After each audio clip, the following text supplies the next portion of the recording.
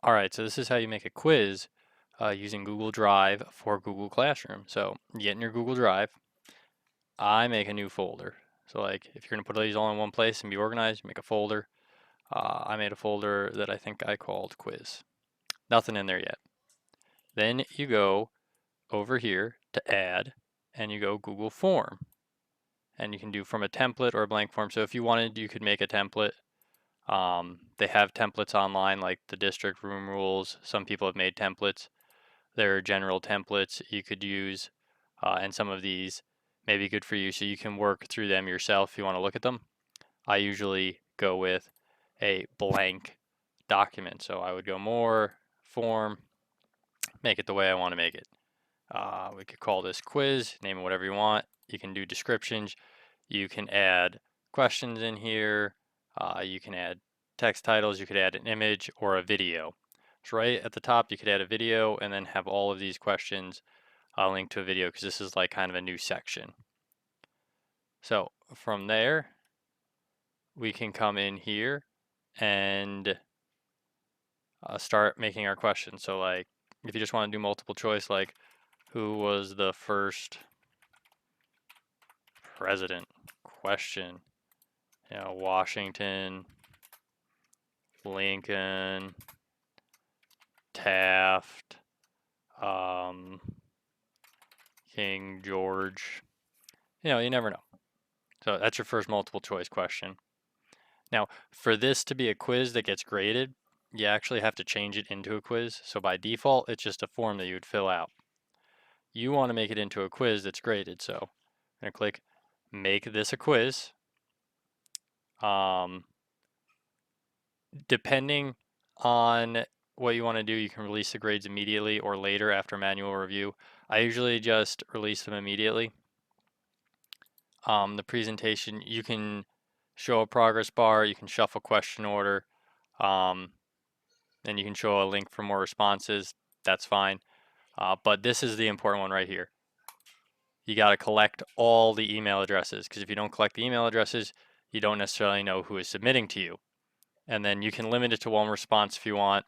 If you're going to let them keep resubmitting it, that's fine. Like they can edit after submit, they can see summary charts, whatever. That's if you want to or not. So we hit save. And then you'll notice popped up here we have answer key, which wasn't there before. So this is where you can go in and you can add your answer. So say this is worth 1 point and you want Washington to be the answer, and you click done.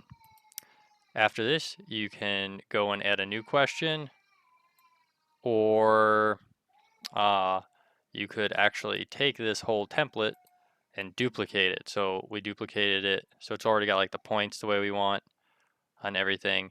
And then we could, if we wanted to, come in here and where it says who was the first president, we could change the question like, let's see if we clicked on this, like which president is this question mark, and then we can add a picture if we want.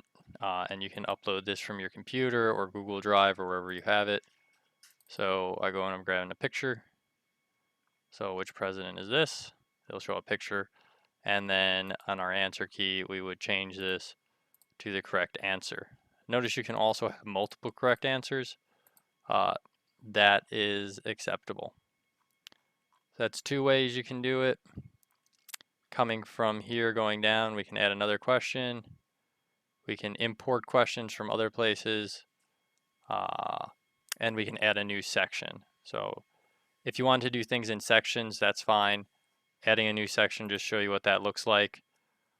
Section 2. Sometimes you might want to do this if you have like a document or a DBQ where you could do the section 2 and then so like right here at the beginning of the section I'm just going to add, as you can see, a picture right here, and I'm going to browse and I'm just going to add a political cartoon. Just quick, so that'll be right there in the section, not a question or anything.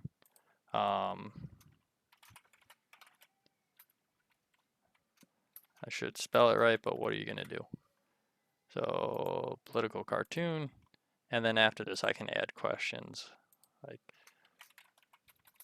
who is in this cartoon, you know, and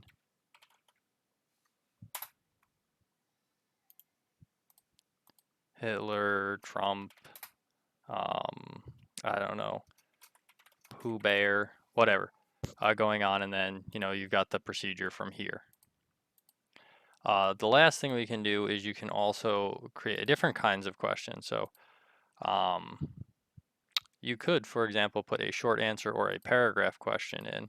Question would be like, what is this cartoon trying to show? Question. Okay. So that's like 5 easy questions, kind of gives you the lay of the land on what to do. And I'll just add points to this. So at the end of it, what happens is this is all saved now. You can title it, you know, quiz and put a date like 4/2.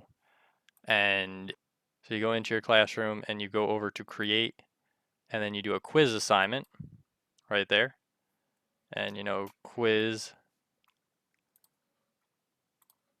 4/2. Now you could have just built it from here and started right here, but we're going to get rid of that one.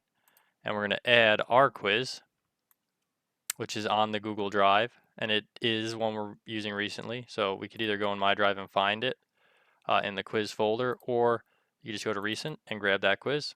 It'll put it right there, and then you can click however many points it was. I think it was worth 4, and then you can hit assign,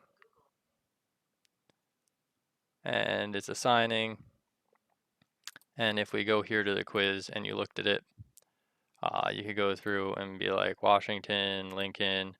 So this is that first section, and this is what happens when you do the next section. So it's a different page. So like section 2 is just the things in this section. So that's Hitler, and what is this trying to show? The mean man gives other mean men gifts. ... And you hit submit, and you hit view score. Now the thing is, when you view score, I didn't put an answer in here for this one or this one. So what you have to do is, they may see that, but what you're going to have to do on your end is back in here. If we look at this, after they submit them, what you will have to do is go to responses. Now, some of these are easy, like this one, I never put an answer in the answer key, so I can go in and fix that. Done. It's nice and easy. So now this response, if I update it, will refresh, or should refresh. So now, like, I got 3 out of 4. Now the last one I don't have. So if we look at responses and we go to individual, which you'd have to do if you did a short answer question, you go to individual. For this one, you actually have to grade them individually. So you go to each individual, and then you'd be like, then you can add individual feedback. That is fine, ... whatever. And then you could be like, yeah, you get your 1 point, and you hit save. And now this would go to be 4 out of 4, and you could release the score. So you can release it to all respondents. It'd send me an email, whatever. I get an email, the kids don't. So like, that's the one thing, we can limit it to 1 response. With the quizzes, if you don't release the scores or anything until you're done with that, they won't be able to see it.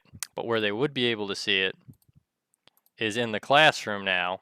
So if we go back to the classroom and we look at our classwork for this assignment,